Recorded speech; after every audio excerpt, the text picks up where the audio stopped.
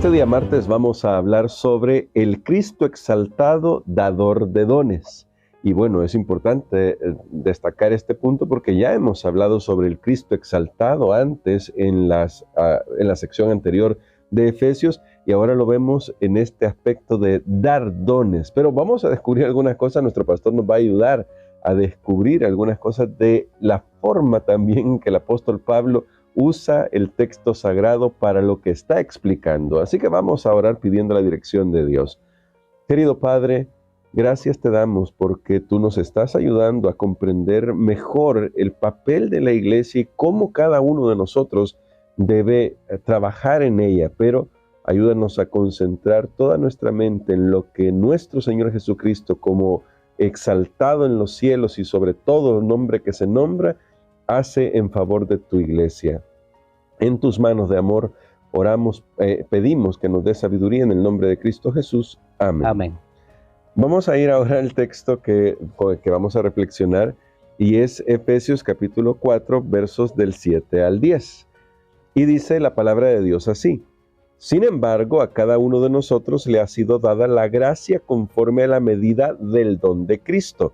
Por eso dice: cuando subió a lo alto, llevó cautivos consigo y dio dones a los hombres. Y eso que subió, ¿qué es? Sino que también había descendido primero a las regiones inferiores de la tierra. El que descendió es el mismo que también subió sobre todos los cielos para llenar todo el universo. Pastor, en este pasaje, debo admitir, hay varios aspectos que tal vez no logramos comprender de entrada, pero me gustaría que usted nos ayudara a entrar en estos temas a fin de saber por qué Pablo está hablando de ascensión, de descenso y a qué se está refiriendo.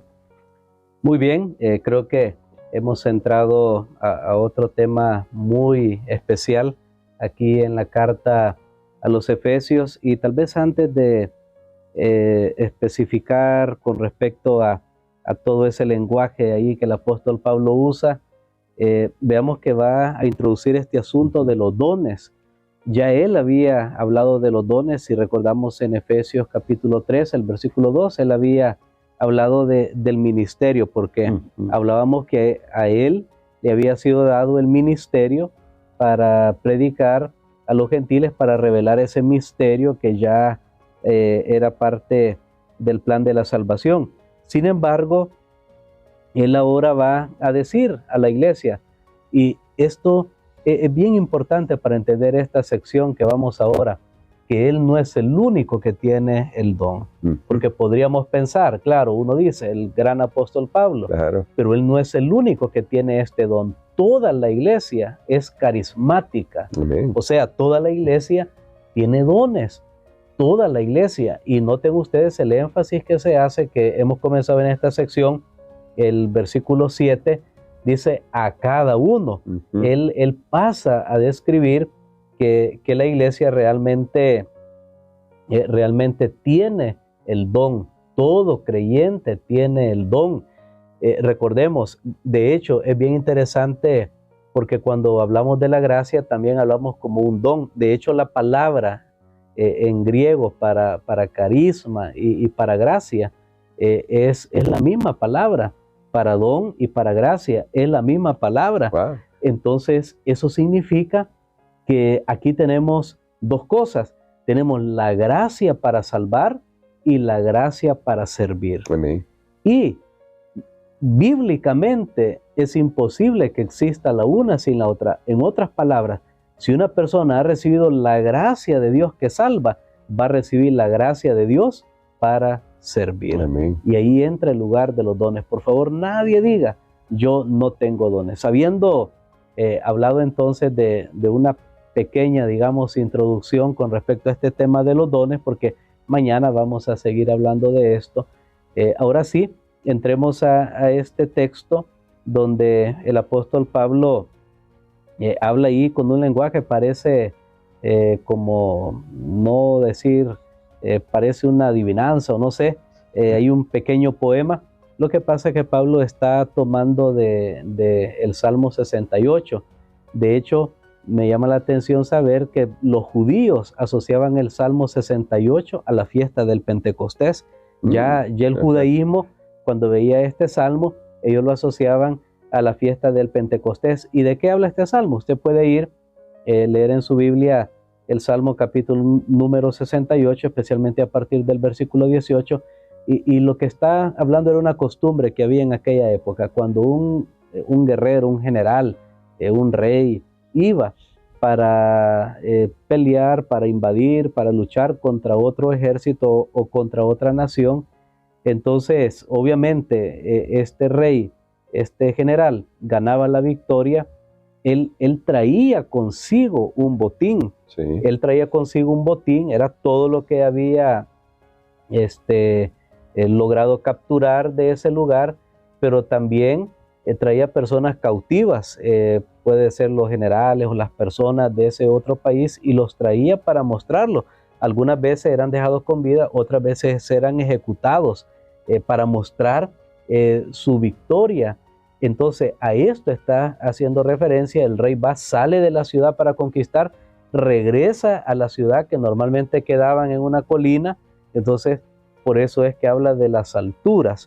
De hecho, a eso se refiere, bueno, Jerusalén, el monte, y ahora esto tiene que ser aplicado a la experiencia de la iglesia cristiana. Y eso me llama la atención, el hecho de que usted ya nos introduce ese elemento del Pentecostés, pastor, porque si ya los judíos lo asociaban, y aquí vemos a un Pablo que está tomando este pasaje en función de esos dones de los que va a hablar más adelante, entonces, ¿será que Pablo está asociando este tema de los dones con el momento en que el Espíritu Santo descendió a su iglesia? Definitivamente es así, y nosotros tenemos ahora lo que sucedió cuando Jesús, después de resucitar, Él fue al cielo. Ahí ascendió. Él ascendió. Ahí tenemos el ascenso de Cristo. Pero el apóstol dice, ese que ascendió es el que descendió. Ajá. Y la pregunta, ¿cuándo es que descendió? ¿O a qué hace referencia? Pero todavía el asunto se complica un poco más cuando él hace mención y dice que es el que descendió a las regiones bajas de la tierra. De hecho, por ejemplo, ya por el siglo IV, uno de los famosos ahí teólogos, Ambrosio, él decía que, bueno, Jesús, y usando otro texto de Pedro, mal usado, por supuesto, ellos afirmaban que Jesús había ido al infierno, porque ya la gente comenzaba a creer en los espíritus. Una persona moría, su espíritu, pues si no había sido buena persona, estaba por ahí sufriendo en algún lugar. Pero entonces nosotros tenemos que poner todo esto. Solo digo, hay una diferencia entre el uso que hace el apóstol Pablo de este salmo y lo que dice el propio salmo, porque el salmo dice recibió dones, pero Pablo dice dio dones, dio dones. Entonces todo eso es lo que vamos a explicar en este momento, y yo creo que es importante y vale la pena que preste un poco de atención. Ok, regresemos de nuevo a eso que ascendió. Ascendió es una referencia clara, explícita al ascenso de Jesús después de haber resucitado. Él mismo, cuando resucitó y se le apareció ahí en su camino María, él fue bien claro y le dijo, mira, no me toques, aún no he subido a mi Padre. O sea, la intención de Jesús al resucitar era subir al cielo. Era subir al cielo para poder ser oficialmente, podemos decirlo, declarado un triunfador, un vencedor. Muy bien. Cuando dice entonces que llevó cautivos, ¿a quiénes se refiere? Algunos simplemente ven esto como que Pablo toma el concepto completo del Salmo de lo que sucedía en realidad cuando dos ejércitos estaban en guerra. Pero sabe que nosotros tenemos una declaración bien interesante. En el libro de Mateo, capítulo número 27, versículos 52 y 53, encontramos que hubo personas que resucitaron cuando Cristo Jesús resucitó. Amén. Así que lo que nosotros creemos es que Pablo usa esa analogía, esa ilustración de esos cautivos, y es una clara referencia a aquellos que resucitaron con Cristo, que fueron al cielo con Él De hecho, nosotros tenemos el apoyo también del espíritu de profecía para este pensamiento. Así que ya tenemos que el que ascendió, bueno, es el momento que Cristo va al cielo después de su resurrección, llevó cautivos. ¿Quiénes son estos? Son aquellos que resucitaron con él, como una prueba que no solo él es el único que iba a resucitar, sino que él era capaz de dar vida a todos los que creyeran en él. Que son las primicias que menciona Pablo en otro texto. Y son las primicias que ya están mencionadas ahí en las Escrituras y tiene que ver, de hecho, todas las fiestas van siendo relacionadas porque después de eso venía el Pentecostés. Ahora bien, veamos el otro aspecto que dice descendió. ¿A dónde descendió Cristo? O sea que nosotros debemos buscar en el mismo pensamiento de Pablo a qué hace referencia cuando él menciona esto y no buscarlo en otro lugar. Cuando vamos a la Biblia y vemos el pensamiento paulino, encontramos, por ejemplo, en Filipenses, el capítulo 2, una de las declaraciones más contundentes donde el apóstol Pablo habla, Filipenses capítulo 2, versículos 7 y 8, donde él habla también de ese proceso, cuando él habla de la encarnación de Cristo, que él vino y se humilló y se hizo hombre, fue a la muerte, hasta la muerte de cruz. Bueno, tomó lo peor. Para Jesús eso era descender, venir a esta tierra. No necesitamos inventar que hay un infierno, que hay almas y que se están quemando. Nada de eso, amigo. Para Jesús venir a esta tierra, porque él estaba en el cielo, y venir a este mundo, ya eso era un descenso que nosotros no tenemos idea, porque en la misma carta a Filipenses el apóstol Pablo dice que aquel que fue humillado, que se hizo hombre, luego fue exaltado hasta lo sumo. Así que descendió, no tenemos que buscar en literaturas extrabíblicas, estar buscando otras ideas imaginarias, no. Es una referencia a la venida de Cristo a esta tierra, por supuesto, cuando Él se encarnó y Él se hizo hombre. Y finalmente tenemos aquí dio dones a los hombres. Cuando Jesús ascendió al cielo, la señal de que su sacrificio había sido recibido y aprobado por el Padre fue el derramamiento del Espíritu Santo en Pentecostés. Esto lo encontramos en Hechos, el capítulo número 2.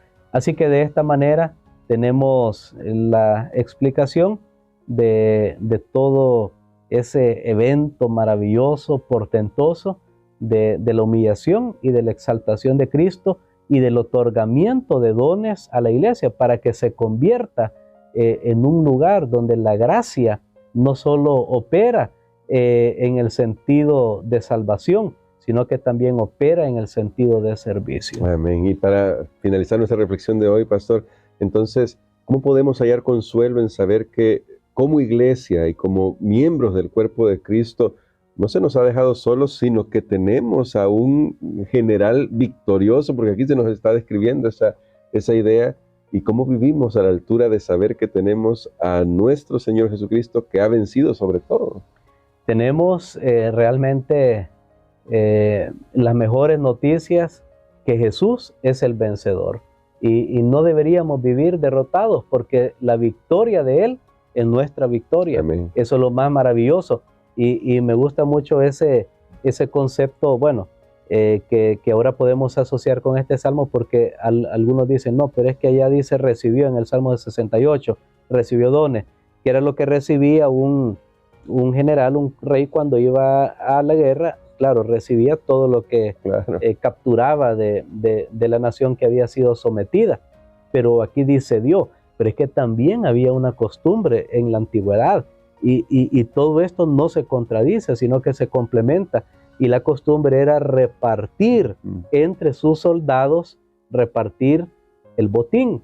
Entonces, de hecho, esto lo encontramos, por ejemplo, en Génesis, muy en la antigüedad. Encontramos cuando Abraham fue a rescatar al rey de Sodoma, y ahí entre ellos pues su sobrino Lot, que en realidad su objetivo era rescatar a Lot, y luego el rey viene y le dice, mira, el botín es tuyo, tú fuiste con tus hombres y tú ganaste. Y Abraham viene y le dice, no, solo dame el diezmo porque es del Señor y el resto quédatelo tú. O sea, había una costumbre de repartir. Entonces, qué maravilloso, hermano Gerson, es saber que tenemos un general, tenemos un conquistador, tenemos un rey que es vencedor, pero que Él nos hace parte Amén. de su victoria. Aunque nosotros no hemos logrado la victoria, no somos nosotros, es Él que derrotó, Él solo gustó la muerte por todo, nadie lo podía acompañar en esa empresa, Él solo ganó la salvación, pero Él viene y nos hace parte, y ahora Él quiere que su iglesia sea un agente también dispensador de esa gracia para el mundo. Así que esto es una razón poderosa para vivir victoriosos. Amén. Queremos que ore por nosotros, pastor, para que vivamos con esa actitud, la nueva actitud de vivir victoriosos, porque nuestro Señor Jesús es victorioso. Amén. Padre, gracias te damos, Señor, porque nos das esta maravillosa declaración. Gracias porque sabemos que hay uno que tomó todo el encargo de salvar a la humanidad, todo el peso de esta humanidad que estaba perdida, rota, sin rumbo, sin dirección, lista para la extinción, pero que tomó sobre su hombro esta tarea. Y gracias, Señor, porque salió vencedor y nos hace parte de esa victoria. Permite que alguien que esté escuchando en este momento sepa que ya Jesús es victorioso, Satanás es un enemigo derrotado y que somos invitados para participar de la victoria de Cristo. En el nombre de Jesús te agradecemos. Amén. Amén.